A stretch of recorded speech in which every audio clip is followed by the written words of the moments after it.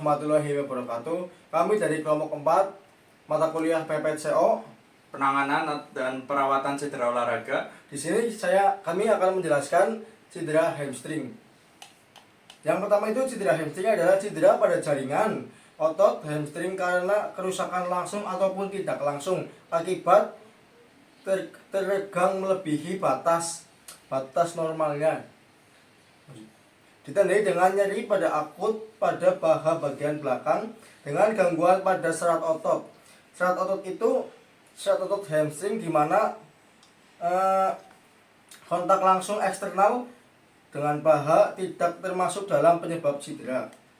Penyebabnya itu adalah kalau pemanasannya tidak sesuai dengan porsinya, terus bisa proses penuaan yang menyebabkan kelemahan otot. Fungsi hamstring itu sangat penting bagi contohnya seorang atlet. Di sini saya mengambil contoh dari atlet lari cepat.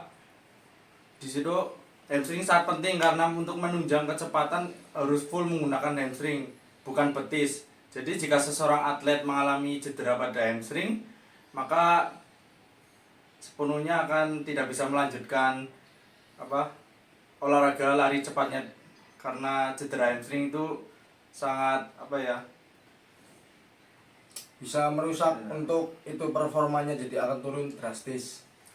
Untuk penanganan pertama bisa dengan es ya. Dengan es dulu, misal langsung kena nih lagi saat olahraga langsung terkena hamstring, bisa langsung di penanganan pertama dengan es. Setelah itu langsung pemeriksaan ke medis ya. Setelah itu ada pemulihan awal atau fase inaktif. Setelah fase inaktif itu kita melakukan tahap rehabilitasi dan pemulihan. Setelah pemulihan itu kembalinya atlet ke aktivitas normal, tapi belum benar-benar sembuh ya. Setelah itu tinggal penanganan cedera ulang ya. Jadi kita harus setelah terkena cedera udah sembuh, kita bisa untuk penanganan cedera ulang kembali ya.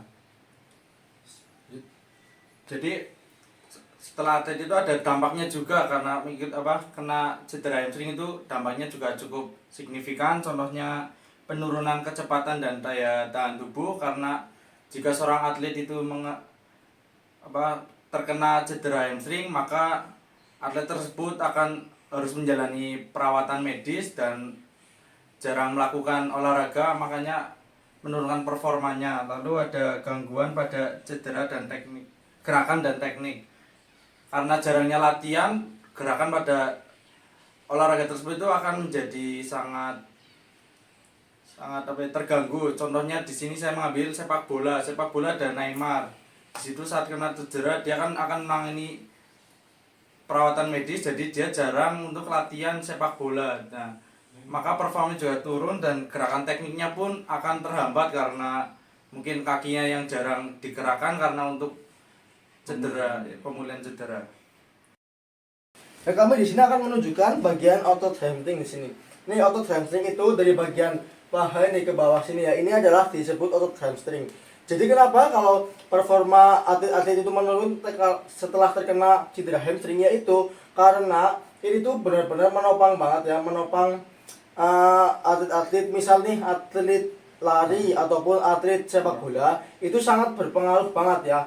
Kalau cedera hamstring itu benar-benar akan terhambat latihannya ataupun jalannya, jadi ini jarang digerakkan, jadi akan menurunkan performa atlet tersebut.